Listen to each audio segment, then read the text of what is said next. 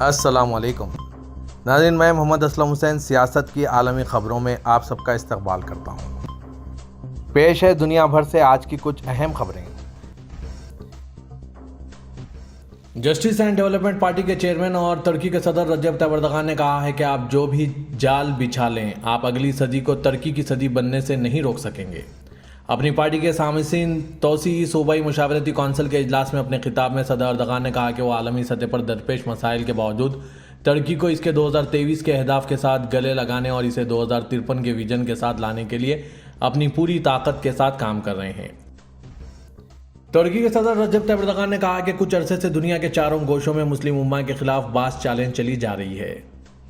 صدر طیب اردغان نے بتایا کہ ڈیموکریسی اور ترقی کی راہ میں برپا کردہ انقلاب کی بدولت ترکی دنیا کی اول نمبر کی لیگ میں شامل ہو گیا ہے۔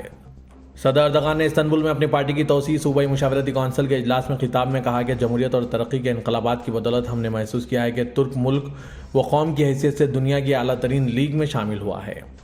انہوں نے کہا کہ دنیا کے چاروں گوشوں میں مسلم امہ کے خلاف باس چالیں چلی جانے پر توجہ مبذول کرنے والے صدر اردغان نے کہا انہوں نے عراق کو 20 لاکھ شہریوں کے خون کے ساتھ تقسیم کیا، اب یہ اسے دوبارہ تقسیم کے دہانے پر لے آئے ہیں۔ انہوں نے اسی طرح 10 لاکھ لوگوں کے خون پر شام کو تقسیم اور ٹکڑے ٹکڑے کیا، اب بھی ان کی یہ چالیں جاری ہے۔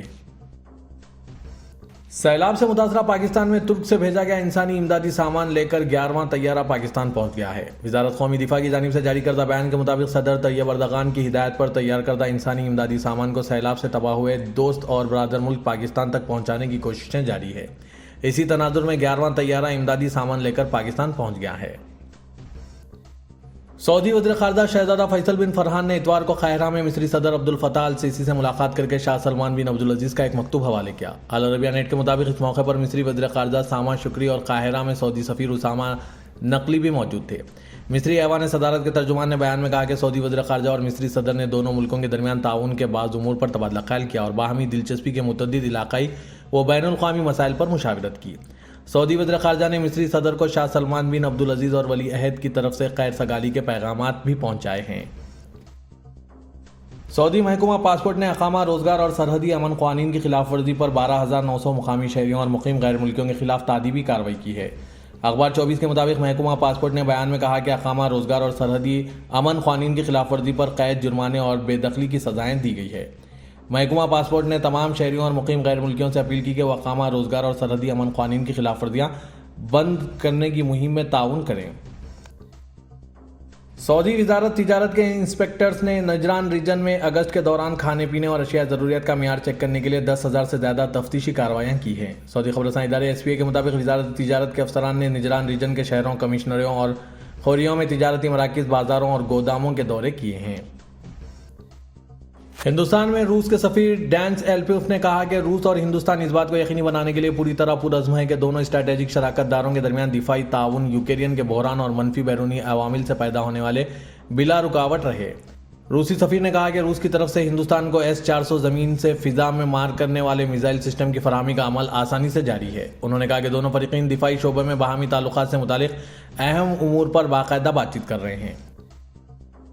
بنگلہ دیشی وزیر اعظم شیخ حسینہ نے روسی یوکرین تنازع کے دوران مشرقی یورپ میں پھنسے اپنے ملک کے طلباء کو بچانے کے لیے وزیر اعظم نریندر مودی کے اقدام کی تعریف کی ہے۔ ANI کے ساتھ ایک ٹیلی ویژن انٹرویو میں وزیر اعظم حسینہ نے ویکسین میٹری پروگرام کے ایک حصے کے طور پر پڑوسی ممالک کو کووڈ-19 ویکسین فراہم کرنے پر نریندر مودی حکومت کی بھی تعریف کی۔ شیخ حسینہ پیر کو ہندوستان آ رہی ہے۔ بنگلہ دیش کے وزیر اعظم نے دونوں پڑوسی ملکوں کے درمیان قریبی تعاون پر زور دیا۔ انہوں نے کہا کہ کتنے شعبوں میں اختلافات ہو سکتے ہیں لیکن ان کو بات چیت کے ذریعے حل کیا جانا چاہیے۔ ہندوستان اور بنگلہ دیش نے بالکل ایسا ہی کیا ہے۔